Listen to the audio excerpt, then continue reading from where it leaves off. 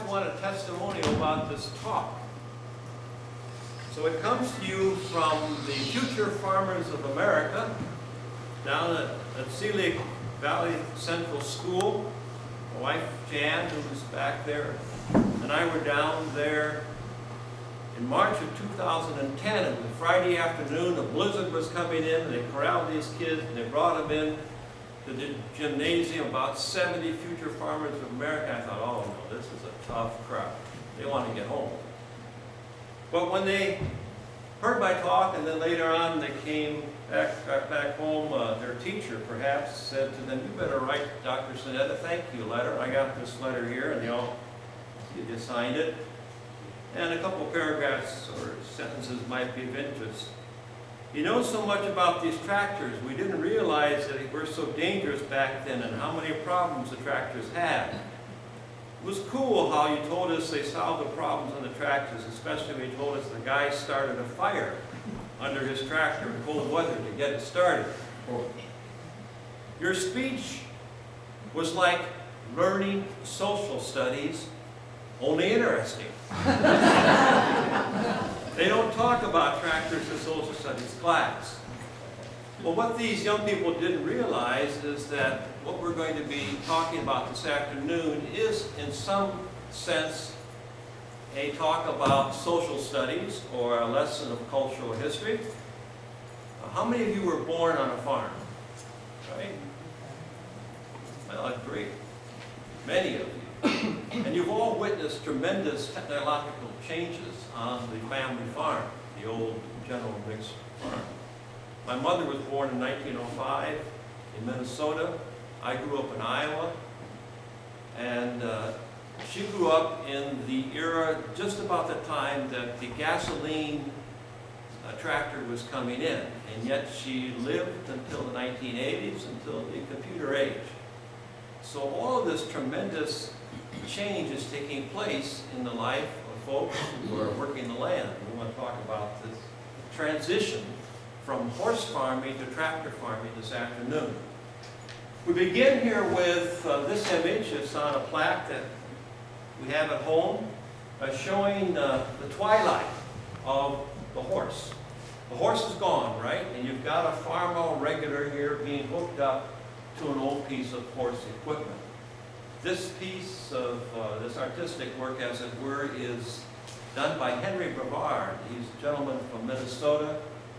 He got polio in the 1950s, and this has been his way of earning a bit of money these many years. Well, as we think back, the so-called golden age of agriculture was from 1900 to 1914. Some historians extended out through World War I, because during the war, the First or Great War, there was a tremendous demand for food. As such, farmers did relatively well. Then after World War I, we had the agricultural depression set in. There's way too much wheat and corn and so on that prices dropped dramatically.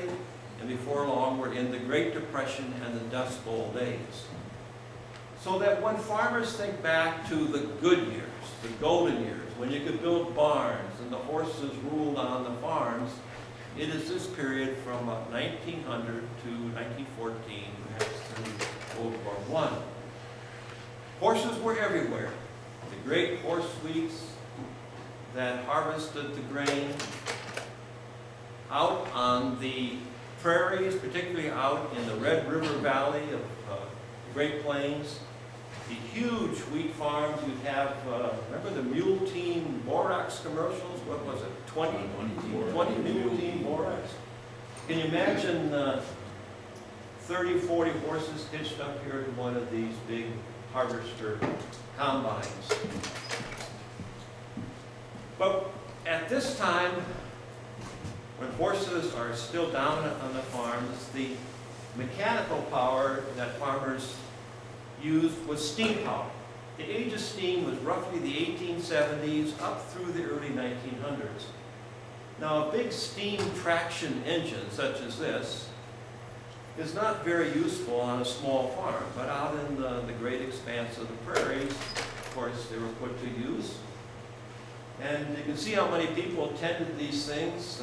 They say that some of these machines, there were 19 steps involved in getting the doggone thing started and 13 to shut it down. And some farmers wouldn't shut it down at night because they're afraid they couldn't get the thing started in the morning. Plus they were heavy, 20, 30 tons and more. The ratio of weight to power was very inefficient because so much of the power is used just to get the thing moving across the field, plus they compacted the ground. They started fires. Steam for many farmers was more a curse than a blessing. But they are beautiful pieces of art. This is one, a case, that is in the Henry Ford Museum at Dearborn. Henry Ford was a great collector of agricultural artifacts. The oil pool, the rumbly oil pool, is a classic. Go over to Canandaigua when they have the old-time steam threshing reunion over there, and you'll see these. But the harvest that most farmers, and again, back in the Hawkeye State where I grew up, you put the horses to the binder, reaper, and away you went. You didn't use these big steam engines. Nevertheless, if you find one, treasure it, because I consider them one of the great artifacts of American agricultural history. But they introduced the concept of horsepower. Horsepower here, 33,000 foot-pounds per minute equals 1 horsepower. Now this is tricky because some of you, I don't know what you drove in here. Who drove a pickup truck this afternoon? Some of you must. You're farmers, yeah. All right, how many horsepower does your pickup truck have? 230? Maybe? I don't know. Well, if you hooked 230 horses up to your pickup truck and had a pole, right? Who would win? Horses, maybe. It has a lot to do with traction and so on. So horsepower is always a very slippery concept to use as we're talking now about the transition. But before we move to the introduction of tractors, let's remind ourselves that horses were everywhere, even in the cities. Talk about traffic jams. This is downtown Chicago with the electric trolleys and the horses, and some cities were mired almost knee-deep in horse manure. It was flies. It was a terrible thing. Yet the afternoon when you saw a fire engine come roaring down the street with some Percherons pulling it, it was probably a glorious sight. The Horse and Mule Association of America, the book that I've written called The Horse and Tractor Wars, is written from the perspective of an old man whom I model after Wayne Dinsmore. He grew up in Iowa. He was the executive secretary of the Horse and Mule Association of America. This was the organization, had their offices in Chicago, just outside of the Chicago stockyards, and it was their responsibility to argue for the usefulness of horses even as tractors were coming in over the rides and replacing horses. So they're trying to say horses still have a place on the American farm. And here he is. In 1920, there were about 22 million horses on American farms and ranches. That will drop precipitously as the tractors come in. Here is a census, 1930, number of purebred draft horses in the United States. Now keep in mind that purebred draft horses, this is what we're talking about this afternoon, heavy horses, work horses, not pleasure horses. That draft horses, Clydesdales, Shires, Belgians, Percheron, all of those purebreds come from where? Somewhere outside of the United States, right? Were there any American heavy horse breeds? There was one that came out of Pennsylvania, the Conestoga. In fact, they were the ones they used to pull the big heavy freight wagons back in Pennsylvania. But here in the Suffolks, I mentioned here too, but they are so few they don't even get a bar graph. Clydesdale, Shires, Belgians, Percherons. Note, Percherons are by far the most popular. Belgians second, Shires and Clydesdales. Why do you suspect these two heavy horse breeds were not favored by farmers? What's unique about them when you look at them? Say the Anheuser-Busch, what do they have on their feet? Hair, right? The feathers. And you put them out in a muddy field and they get caked with mud, have a lot of foot problems and so on. So the Percherons and Belgians were popular in Iowa. Belgians were probably favored. Anybody here work with heavy horses? Percherons? Heavy? Which breed did you work with? Well, I didn't work with Percherons, I worked with Morgans. Morgans? Yeah. Yeah, that was an American. Justin. They were really from the West. Oh, really? I thought the Morgan horse originated in Vermont. Well, they may have, But they went out. The ones we got were You got Western broke, they were called. I see. That means they don't lay down the lines. Yeah, yeah. Well, folks will have told me that a Percheron is a much more even-tempered horse than a Belgian. A Belgian, when it comes down to sheer pulling power, a Belgian will probably do better than a Percheron. But Belgians are very more high-speed. Well, though horses dominated on the farms and even in the cities, people were looking for a small, affordable, internal combustion tractor. The word tractor, by the way, hadn't even been really invented. And a man by the name of John Froelich, a German out in Froelich, Iowa, in a blacksmith shop, and he took a German engine and put it on this frame, and this is the very first tractor. It could go forwards and backwards. He sold a couple of them, or took them out to South Dakota, and they harvested some wheat, but they were never very commercially successful, and he sold the rights to it to the Waterloo Boy, or consortium of folks out of Waterloo, Iowa. Here's one that's been painted up. Now, farmers at this time were suspicious of engines. They had no experience, a little experience with the internal combustion engine, but some of them learned by virtue of these small portable gasoline engines. Here's the Sandow. If you go to some of the farm shows, you'll see folks that collect these, and they've got them fired up, you know, they go putt, putt, putt, putt. Hit and miss engines, what do they call them, hit and miss. And they could be put to many uses. Here's the missus of the house, and she's got it hooked up to her laundry there, and she's reading Oprah magazine. No, she's really reading Reader's Gazette. Reader's Gazette was a famous magazine out of Chicago, one of the popular magazines of the day. So now the battle is joined, horse versus tractor. This is a John Deere tractor.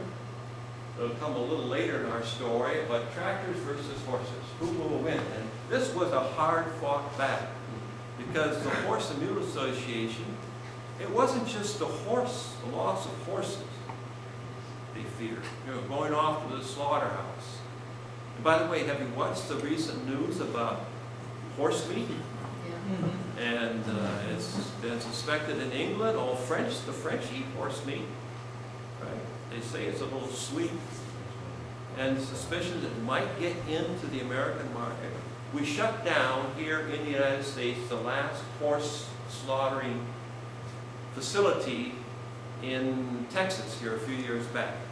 So clunkers, old horses that are worn out, no good, they go off to Mexico and Canada where they can be legally slaughtered in those countries now. But think back at the time when horses ruled. If the horse went, who also lost a job? The man who made shoes for the horses, harnesses for the horses.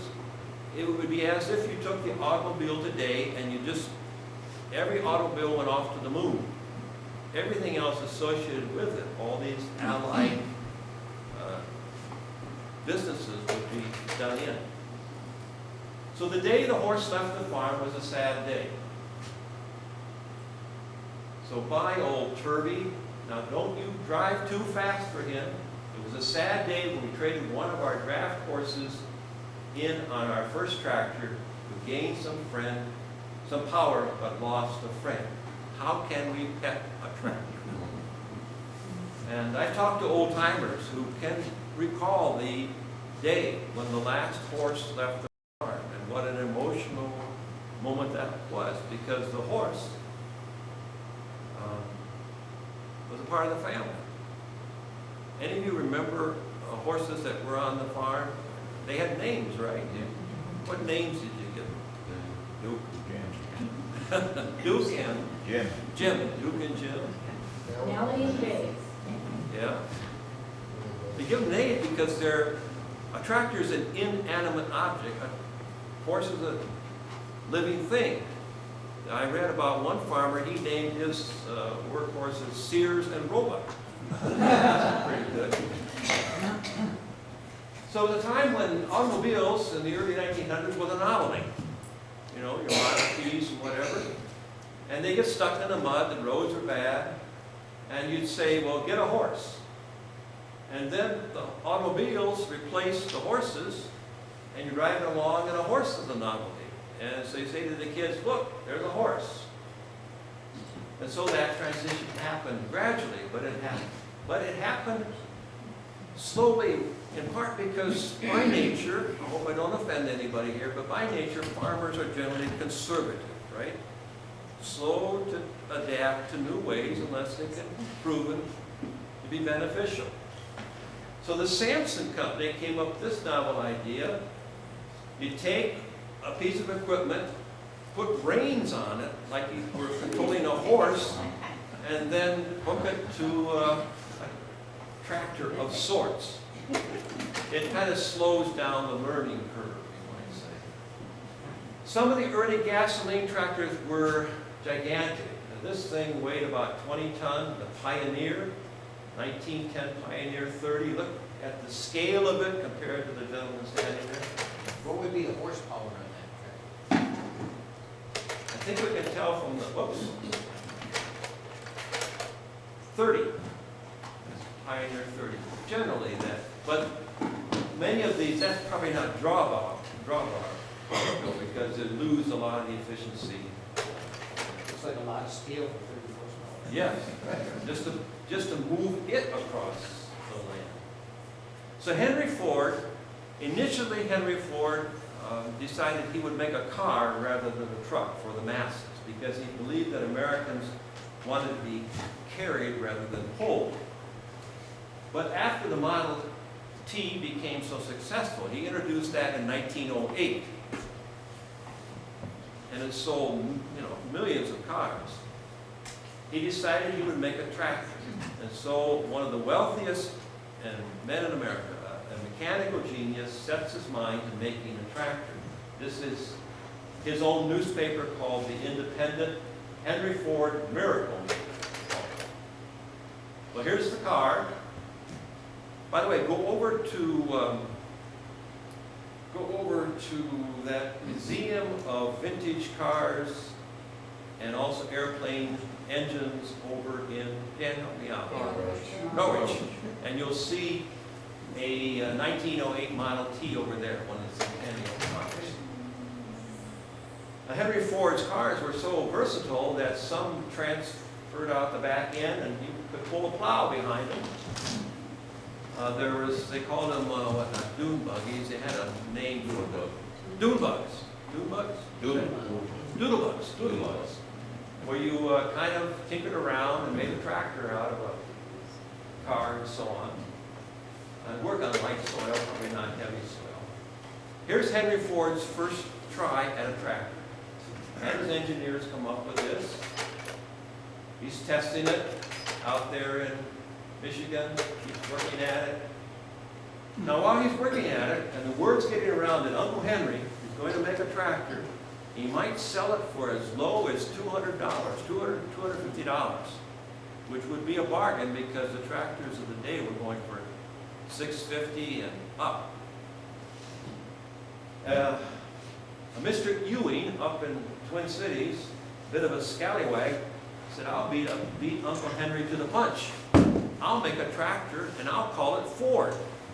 Anything with Ford's name on it will sell.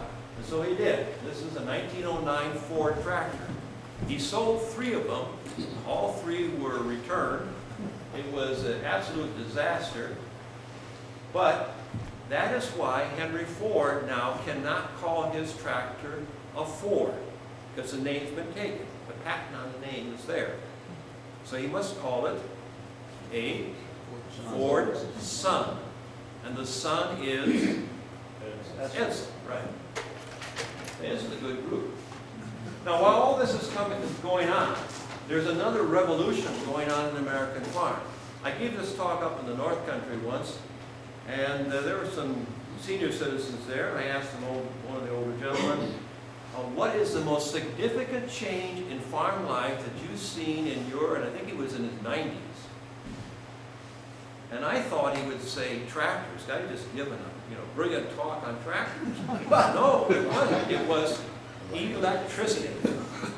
Now, I don't know when electricity came through here, but when the REA, Rural Electrification Act, that Franklin Delano Roosevelt signed, came through, that revolutionized farming on Iowa farms, at least as I knew it. All these different things you could do, not just in the barn, but also in the house. Well, Henry Ford then in 1917, 18, comes out with the first Fordson or F tractors. But he doesn't sell them to American farmers. There's such a demand in England for tractors. The war is on. England got 70% of its food from outside. And England's an island, Great Britain is. So there was a threat of starvation. Meanwhile, many men had gone off to fight in World War I, and so the Ministry of Munitions of Great Britain purchased Henry Ford's first 5,000 tractors. They're called MOM tractors today, M-O-M. But eventually then he moves his tractor operations factory to the Rouge plant in Dearborn, and here he has everything from forest up in northern Michigan, iron ore. It's called vertical integration. He can make a tractor from the raw materials right to the finished product. He owns the whole thing. So it's a very industrially efficient process. And there they are, all lined up. Outside Building B at Dearborn. This building's gone now, but when you tour that, anybody toured the Ford factory in Dearborn? You'll see, were they making the F-150 trucks when you were there? They shut down sometimes during the summer. But what Henry Ford then did, and the others like John Deere followed suit, is he used the assembly line process so that you brought the work to the worker rather than having a group of men stand around and build a tractor. Men would do, and women too, particular tasks on the assembly line. So very quickly here, these are Ford promotional pieces for their tractor, the universal tractor they call it. It was lightweight, it was efficient, it wasn't always farmer friendly, it had a poor ignition system and farmers cursed at it, hard to start, but it was affordable, like the Model T. It tipped over backwards also. Yes, it was called it was a killer tractor because it had no draft control or no three-point hitch. What do I want to say? Drawback. What? Yeah, you're right. Yeah, three-point hitch. So if you hooked a plow, such as this behind it, and it hit a root or a stone, up would come the front end, turn turtle on you.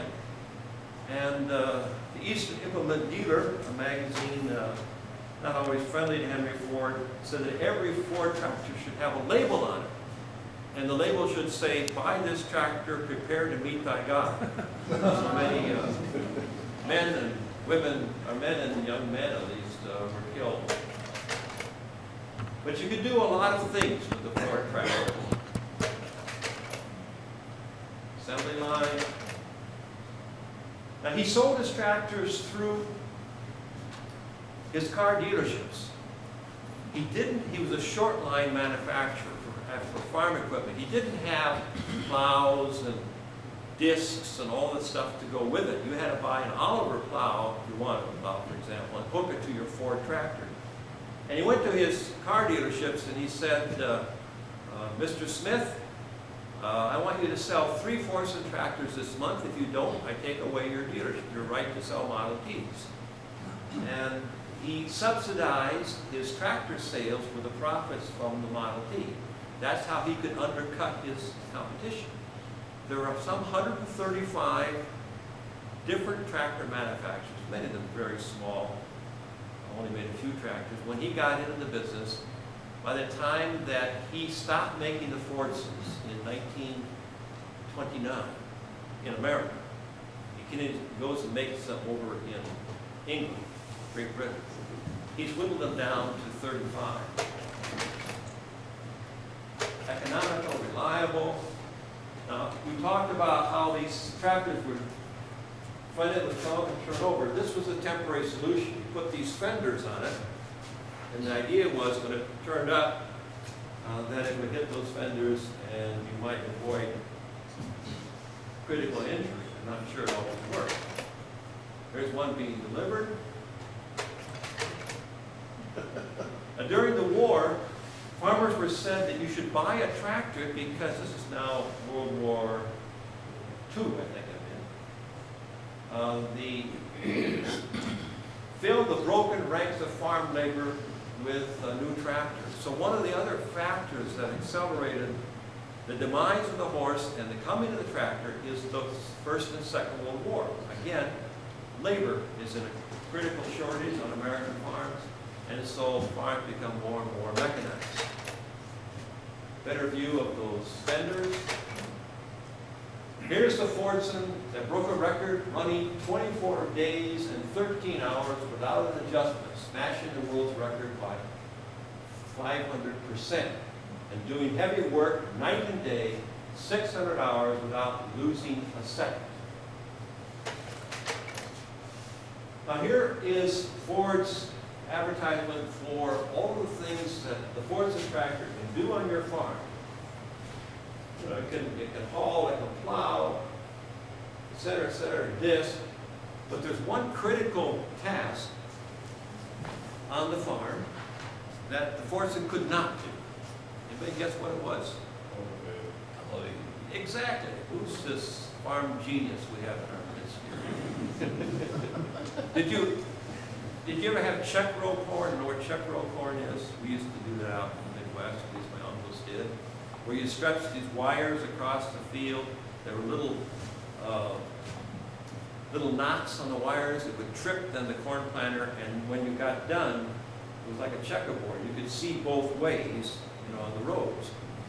Well, you take a Fordson tractor with the way the front end, and here's an example. I'll pass this little guy around. Oh, one of Ford's geniuses was that a Fordson tractor really has 3 parts. And he could bring these parts together and assemble them, but they're encased to keep dust and dirt out. Unlike the older tractors, which just took an engine and put it on a frame. So, farmers kept horses around yet to do the cultivating the corn and so on, because you couldn't do that with a Fordson tractor the way the front end wheels.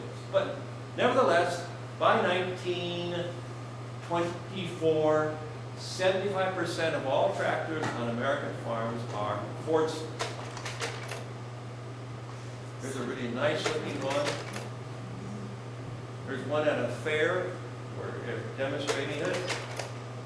And they would have these tractor demonstrations where they would put different model tractors together and see which would perform best. And of course, when you went to one of these things, look at the crowd there. You always had to have refreshments, which we will have here, right? We have various kinds of pies and so on. Henry Ford now is dominating the tractor world. Horses are being severely challenged. But there's a sleeping giant waiting to get into the fight. And it's represented here by Alexander Legge. Alexander Legge is the head of International, which is a combine of the old McCormick Deering. They had fought. McCormick and Deering were great 19th century agricultural manufacturers that had so-called combine wars. They had fought over that, but emerged in 1902. Teddy Roosevelt tried to bust them up because they controlled so much. And for a while they had to sell two separate lines of tractors, the McCormick Mogul and the Deering Titan. Alexander Legge's board, some of them said to him, we've got to make a tractor.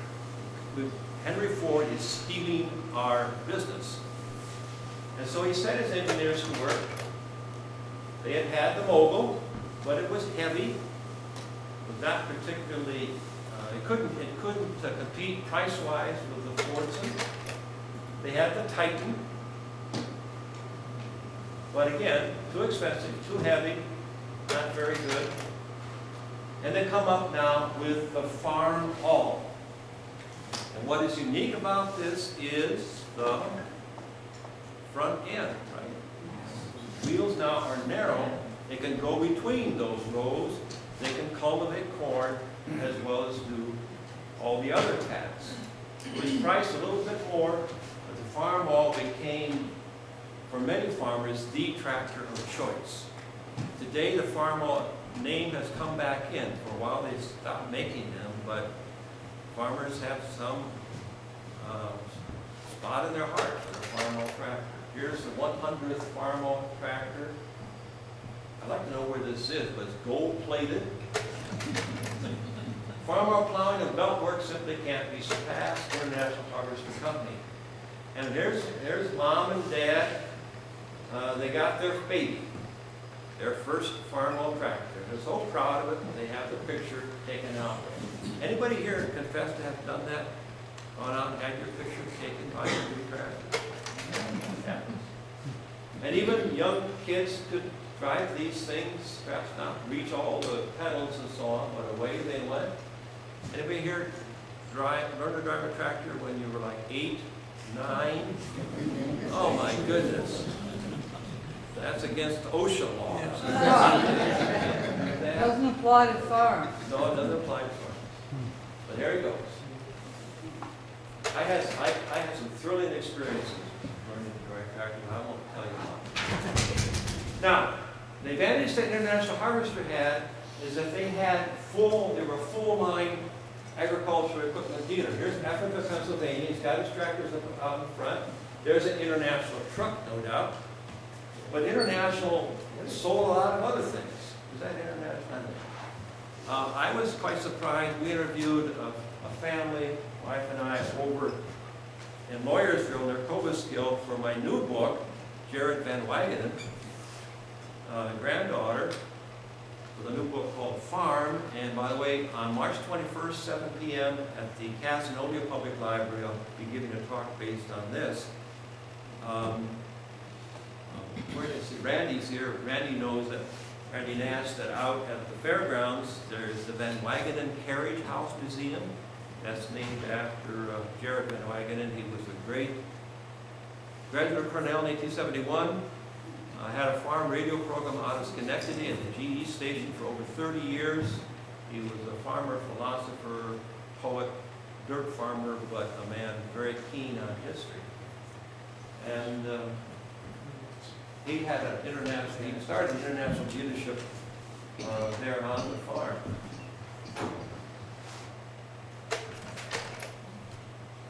This is at the National Toy Farm Museum, Farm Toy Museum at Dyersville, Iowa.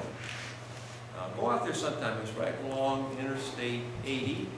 It's not far from the baseball field of the Field of Dreams, right? And here's one that they've got all cleaned up there. But there are many companies that made tractors that were no good or made no tractors at all. And many a farmer got fleeced when they bought stock in the Skinnem Tractor Company. The stock sellers on trial in court. That was definite problem. Case, which had been an old name, famous line of threshing machines, got into the tractor business and made a good tractor. But it was John Deere now. We've got International on the scene, but John Deere comes along, and again, they had made a lot of things, but they didn't have a tractor in their agricultural equipment line. John Deere, no, he didn't invent the plow, but he got the concept of a steel surface for the plow that it would shear better in the tough sod, the sticky soil of the Midwest. This is the John Deere blacksmith shop, a recreation of it there. So initially plows and many other things are the John Deere forte, but they buy the rights to the Waterloo Boy, which is the successor, as it were, to the old Frolic tractor, the very first tractor. They don't actually make a new tractor, they buy the Waterloo Boy tractors. And it was a good tractor for its day.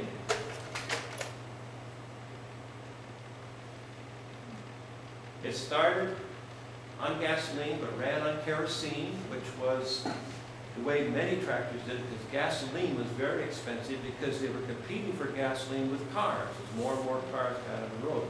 Gasoline cost about 25 cents a gallon. Now you might not think that's much, but remember, a farm laborer got only about $1 a day. So it was expensive to buy gasoline. Kerosene less, $750 for the Waterloo Boy. And here's the plant at Waterloo, Iowa, where those tractors were made. Here they are, the engineers in the draftsman, trying to come up with a better tractor for John Deere. And it will come along, and it is the, well, this is John Deere C, but it is the John Deere D. Wait, it's coming. Hang on. Here's the John Deere, ready to go. Here's one. I wish I was this young lad, a beautiful sunny fall afternoon. I'm on my John Deere, I think that's a D, it might be a C. And I see my first airplane, and my faithful dog called Shep, right? All these dogs are called Shep. And I'm just happy as can be. Oh, okay.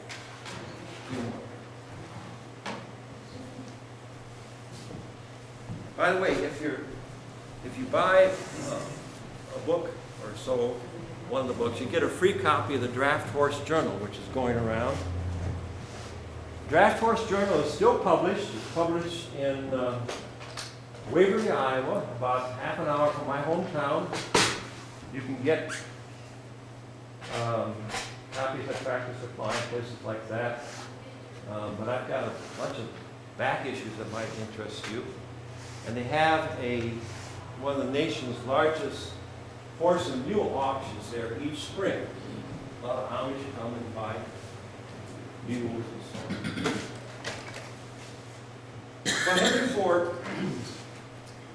when International puts out their tractors, farmers gravitate towards the International and John Deere, so that by 1929, Henry Ford decides he will stop making tractors in the United States. He's had a lot of complaints about the danger of old Fordson tractors. And frankly, Henry Ford was not very good at innovations. He wanted to make a lot of tractors, make them fast, make them cheap, but when it came to making improvements, like a better carburetor or ignition system, he wasn't so keen on that. He was stubborn. And so he stops making for 10 years, and then he comes back in 39 and starts the N series. The 9N, 8N, 2N, some of you may have these tractors, may know them. They still bring a pretty decent price, and they're still very, very good tractors. Now, Henry Ford had this problem with the tractors tipping over. So Harry Ferguson, and they're both Irish. You put two Irish guys together, you know, and both stubborn Irish guys, and you get a fight. And they had a bit of a fight, but they had a handshake deal where you put Henry Ferguson's system, depicted here, on the back of a Fordson tractor, and you keep it from bucking up in the front, because when this hits some resistance, that force is transferred to the front and forces the front end down. That was the genius, really, of Harry Ferguson's system. So Ford says, okay, you put your system on my tractor, you can sell my tractor in Great Britain and vice versa. Well, Henry Ford's son broke that pledge in 1949. He starts making the Ferguson's-like system for Ford tractors here. They had a big lawsuit, and on and on. But here are the two men, Ferguson on your left, Ford on your right, looking at the system. And every tractor today has some version of this. So now there are tractor magazines, there are tractor schools.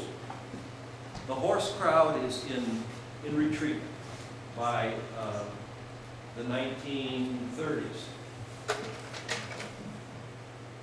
Because the philosophy now is that a workman is known by his tools. The miracle word for farmers is power. Power and efficiency. You want to be a power farmer. And if your neighbor is still farming with horses, he's definitely behind the times. Well, he's not in debt, though. Yeah, that's true. Yeah.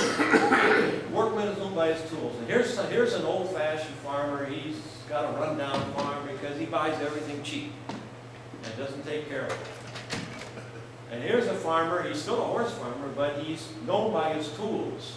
So here's the curious thing, to me anyway, is that farmers were being told that if you get rid of your horses and buy one of these things, you'll become a better farmer.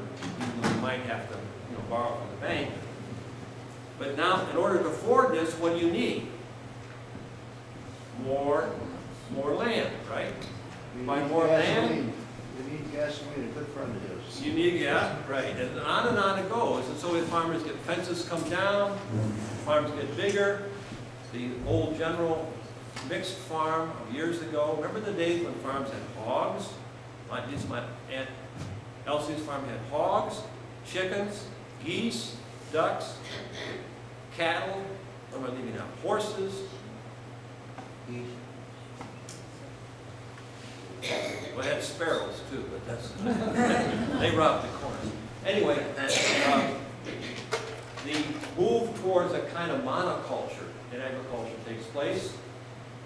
And the universities, like Cornell and so on, are pushing this philosophy.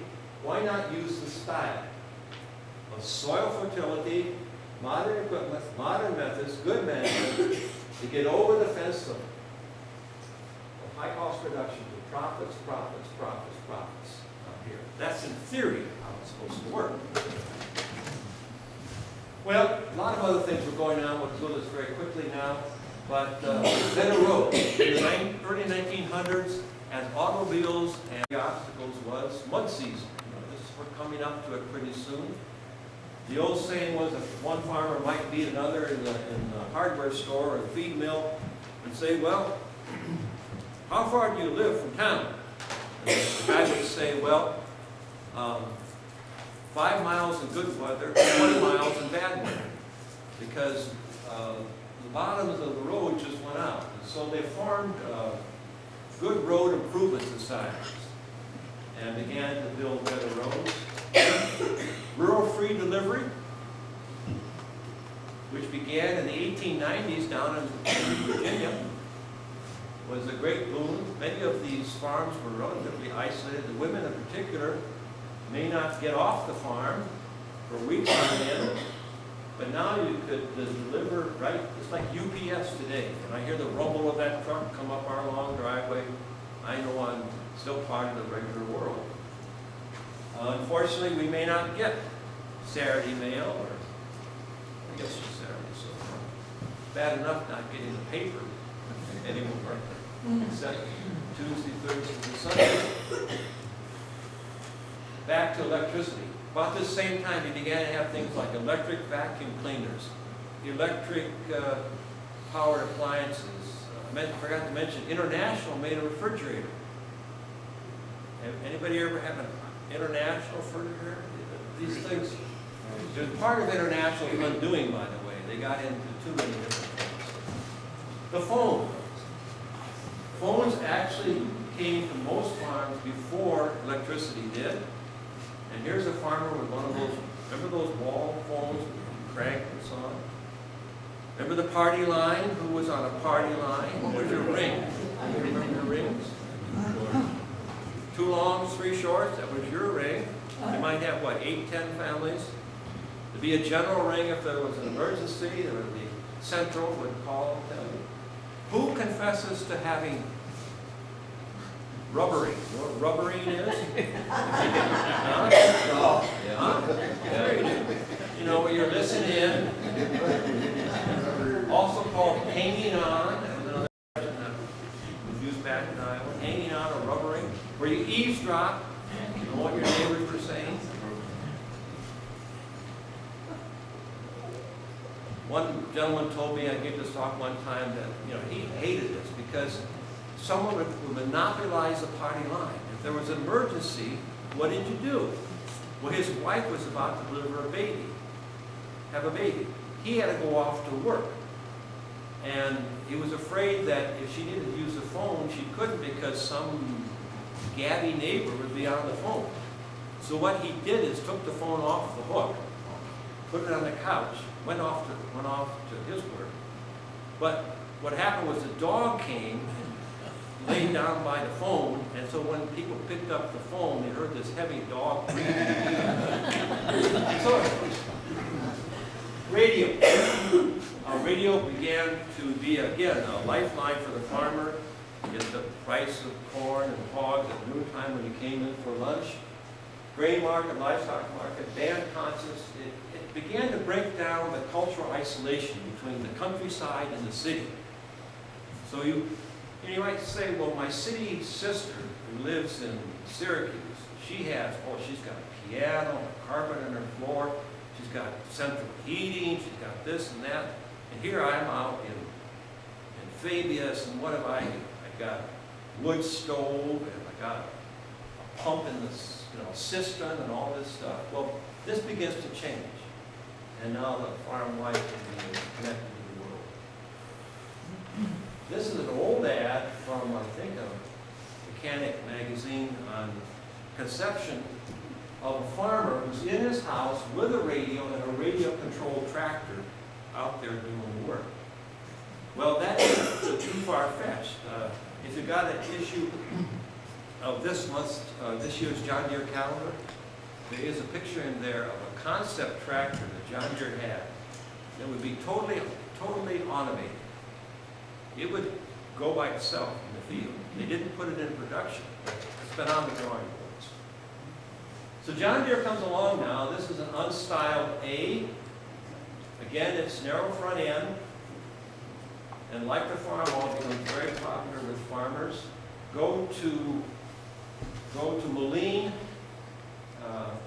Illinois, and visit the what I call Vatican City of John Deere there, and you'll see these beautiful displays of old John Deere equipment.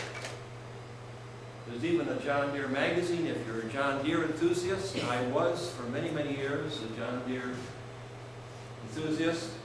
I worshiped at the shrine of John Deere, and then Paul Mabey, Mabey Brothers, came along with Massey Ferguson and won my heart. And I'm a Massey Ferguson guy. The price was cheaper. Exactly. Well, that's right. It was by several thousands of dollars. So if you're interested in the story of antique equipment and many other things having to do with farming history, I recommend the magazine Farm Collector. This particular issue is how Ford transformed the farm, 100th anniversary of the Ford tractor. This is a picture of a John Deere tractor, an older one, a big one, at my cousin's farm, Del Bergerfer's farm out in Iowa. He spent many happy summers on this farm. They're having, as we speak, I guess in a week or so, a farm auction. They're in their late 70s, and they're selling off the farm equipment. And it's going to be a sad day. I've gone to a lot of farm auctions over the years. And I usually can pick out who in the crowd is the farmer. Sometimes they won't come out of the house. They'll stay in the house. particularly if they're selling off cattle.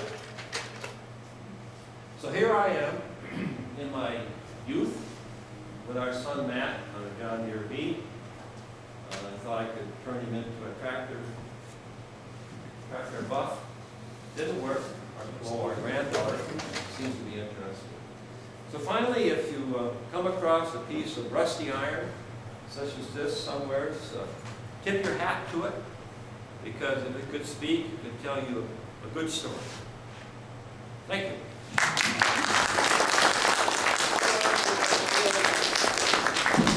How did they transport those great big huge tractors back in those days? The ones you showed that weighed so much. Generally, they had to be driven out to the farmer who bought it. Wow. The hard part, for example, was made in Charles City, Iowa.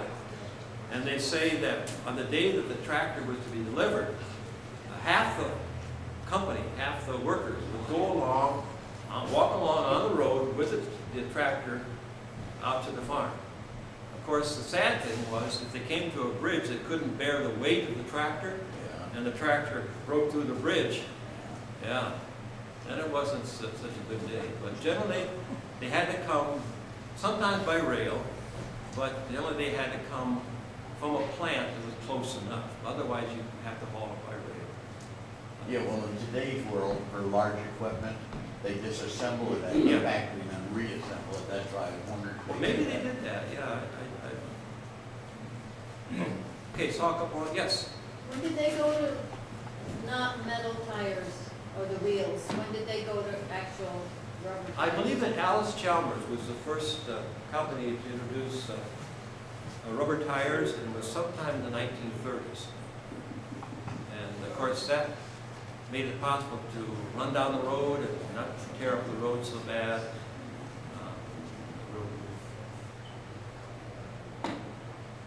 Anybody else have a question? Yes? We got the tractors smaller and smaller, and now I notice they're enormous again. Yes. Can you talk about why that happened? Well, I think it's happened in part because it's a matter of scale. The fences have come down. I can remember driving around Sunday afternoons with my Uncle Charlie. You usually, you go to church, come home, you have lunch. And in the afternoons, initially it was that on the Sabbath you did no work except feed the animals. So we drive around, look at the farm, how the fences were, look at the crops. Those days you plowed so that the clean look to the fields. But now the fences are gone, so they can use the bigger equipment. The only limitation now is generally the width of the roads, to get them down the roads, but they have these ingenious pieces of equipment. You can have a huge head for your combine, but you can turn it like this, get it down the road. I don't know if there is an ultimate limit to it, but it's gotten to the point where, I drive my cousin, my brother-in-law's big tractors when he let me. He won't let me drive his combine. I said, why not, Raj? I've driven everything else for you. I said, you let, is it Bill, Jan? You let Bill drive the combine. Bill is in his 80s. And Bill is a retired, he flew big airplanes. So I said to Raj, how come I can't drive the combine? He said, well, have you flown the Boeing 727? No, I can't believe that. But equipment has gotten so big, these big tractors, the scale, you can't, if you're in the cab and you're listening to your CD and you got the air conditioning going, you can't smell the, you're not out in the Mother Nature anymore. Yes? When did they go back to the wide front tires, and was that because of stability? Yeah, well, it's again because the way most crops are planted today, they don't use the old-fashioned road checking method anymore. And stability was always an issue with those narrow front-end tractors. Even with that little John Deere 870 that I had, I never liked to go this way on the side of a hill. I I was afraid, even with a roll bar, the thing might tip over. And sad to say, every year we read about some farmer or somebody that's been injured when the tractors tip over. It can happen so quickly. I've turned over my lawnmower in the ditch. Never told my wife, but I did that once. Because you're human, you can't react quick enough. Well, happy to chat with you some more. I just want to say a bit about, this is the book that this talk was based on, and the information in this book is in a series of letters and lessons written by an 80-year-old man who's in a nursing home, who is the voice of this Wayne Dinsmore. I set him back in Iowa where I grew up. And then the book, Say Cheese, the story of the era when New York State cheese was king. It explains how it was that we at one time, particularly with cheddar cheese, New York State was the premier state.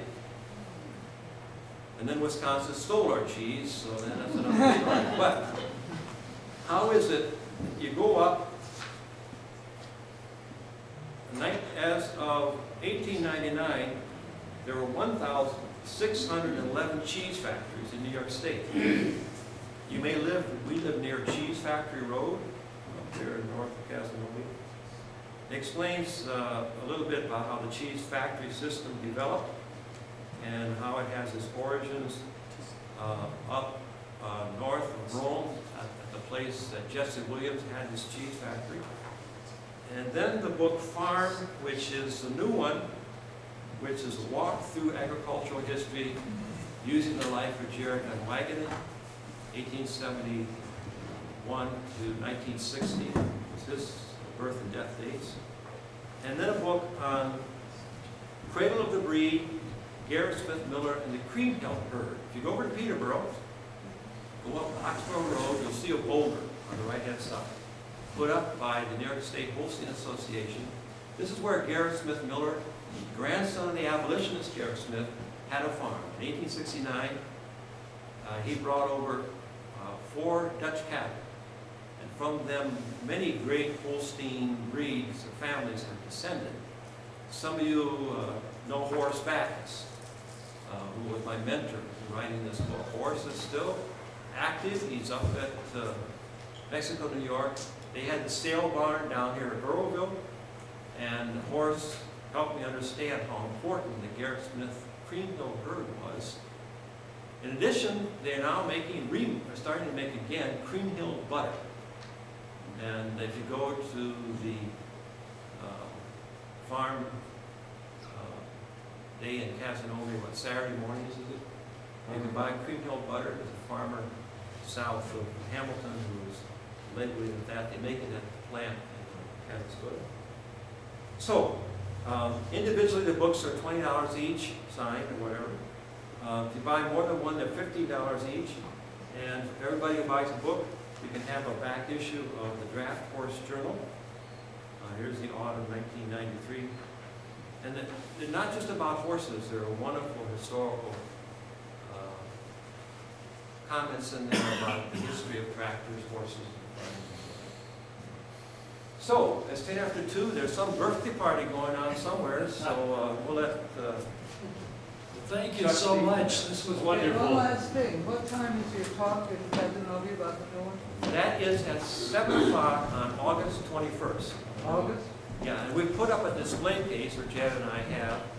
Not August, Not August. What did I say? August. Well, our anniversary is August 22nd.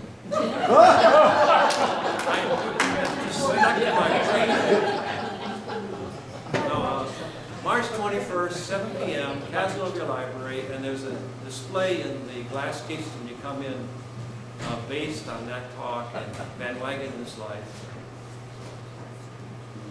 Thank you.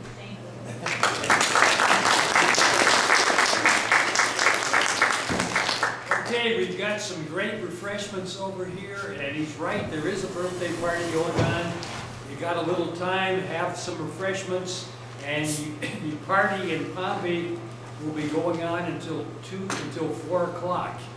And that's for Sylvia Shoebridge, 90 years old, Sylvia Shoebridge. So glad you came, folks, and have some refreshments, have some fun talking to each other. buy some books.